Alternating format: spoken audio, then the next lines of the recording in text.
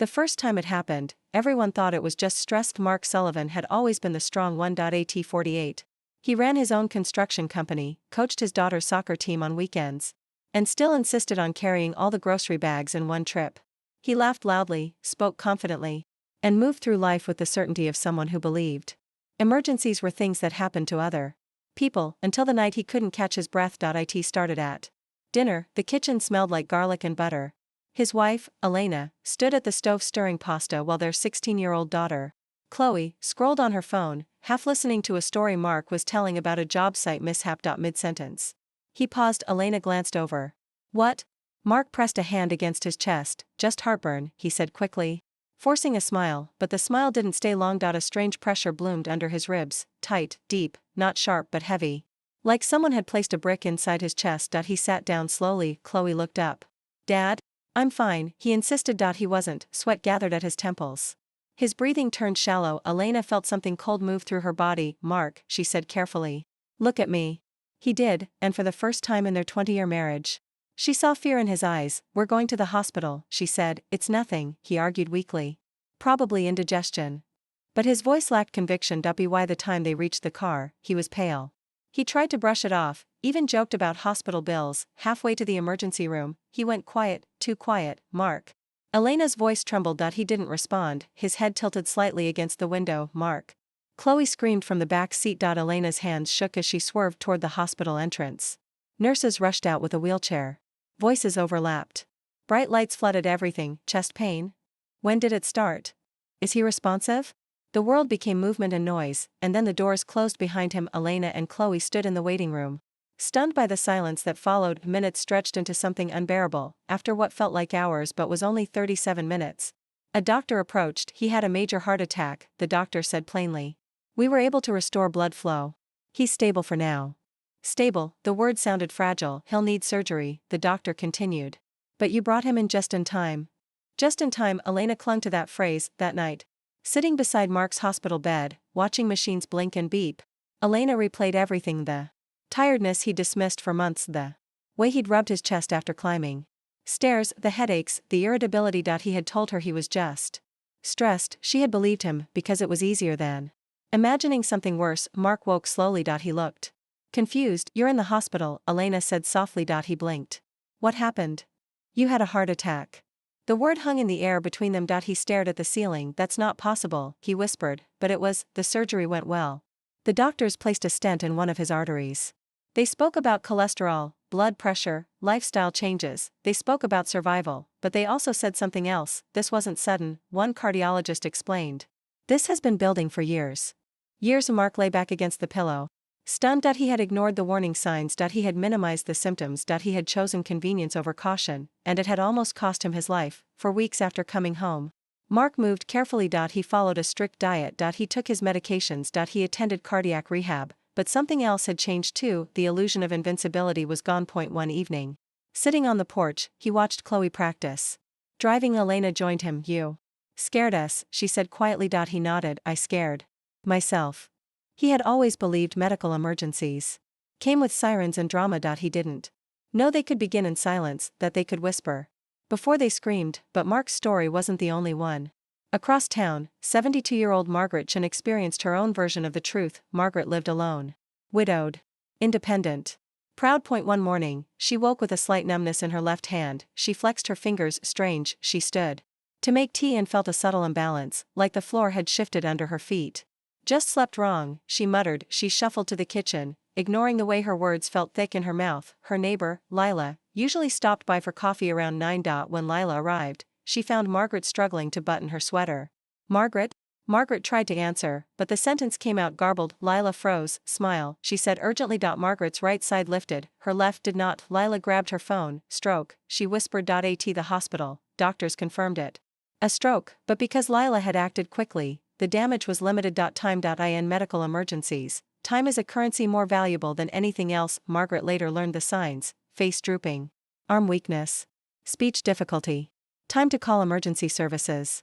She had experienced all three. And she had almost ignored them. The medical emergency truth is simple and terrifying. Most people don't recognize the emergency until it's nearly too late. They rationalize, they delay, they minimize, because emergencies disrupt life. And life feels more important, until it isn't. In another part of the city, 19-year-old Jason Rivera collapsed during basketball practice. He was healthy, athletic. No known conditions, teammates thought he had tripped, but he didn't get up. The coach ran over Jason. No response, his chest wasn't moving. One of the assistant coaches had recently completed CPR training. He dropped to his knees, call 911. Hands pressed rhythmically against Jason's chest. 30 compressions. 2 breaths again, and again. Minutes felt like hours. The paramedics arrived with a defibrillator. Shock delivered. Silence. Shock again. Jason gasped. A sound so small, yet so monumental. At the hospital, doctors discovered an undiagnosed heart condition. A structural abnormality no one had known about. His parents sat by his bed, shaken. He's so young. His mother kept repeating, youth does not cancel vulnerability, health is not a guarantee. Jason survived because someone acted, because someone knew what to do. Because someone didn't freeze. The truth is not meant to frighten. It is meant to awaken. Medical emergencies rarely look like movies. They don't always come with dramatic collapses or loud alarms. Sometimes they look like fatigue, sometimes they look like confusion.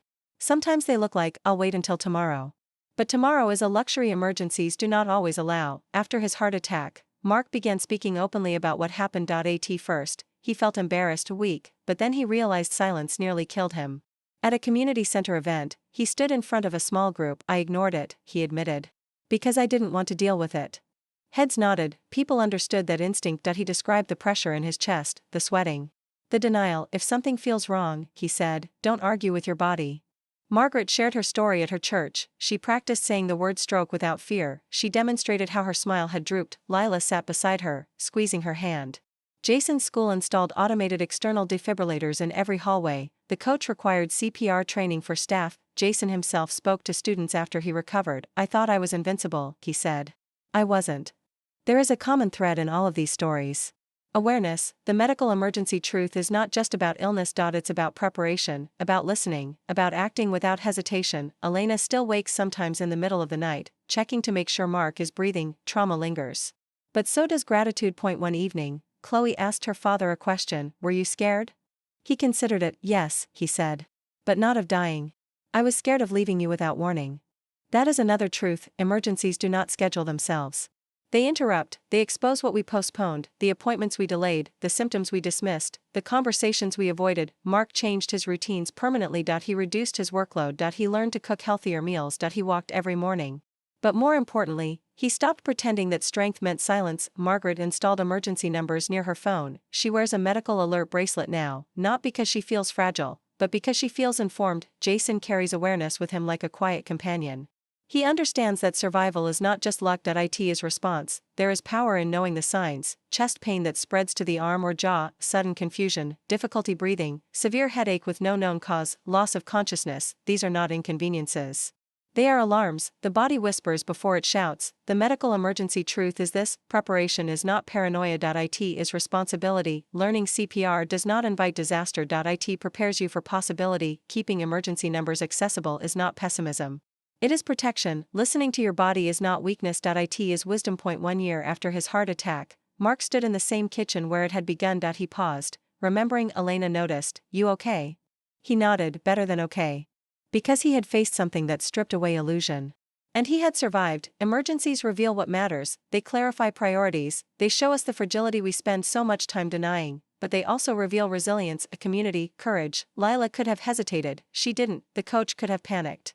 He acted. Elena could have waited, she drove. The difference between tragedy and survival often lies in minutes. In decisions. In awareness. The medical emergency truth is not meant to live in fear. It is meant to live awake, because life is unpredictable. Because health is precious, because ignoring symptoms does not make them disappear. If there is one lesson in all these stories, it is this: when something feels wrong, take it seriously. When someone collapses, act immediately. When signs appear, respond. Hope is powerful, but action saves lives. Mark sometimes stands outside at dusk, breathing deeply, grateful for air filling his lungs. Margaret tends to her garden, steady and careful, aware of her body's signals. Jason runs again, slower now, but wiser. Emergencies change them, but they did not end them, and that is the final truth. Medical emergencies are terrifying, but knowledge transforms terror into readiness, silence into action, delay into survival. Listen to your body, learn the signs, act without shame. Because the difference between too late and just in time can be as small as a single decision, and sometimes that decision is everything.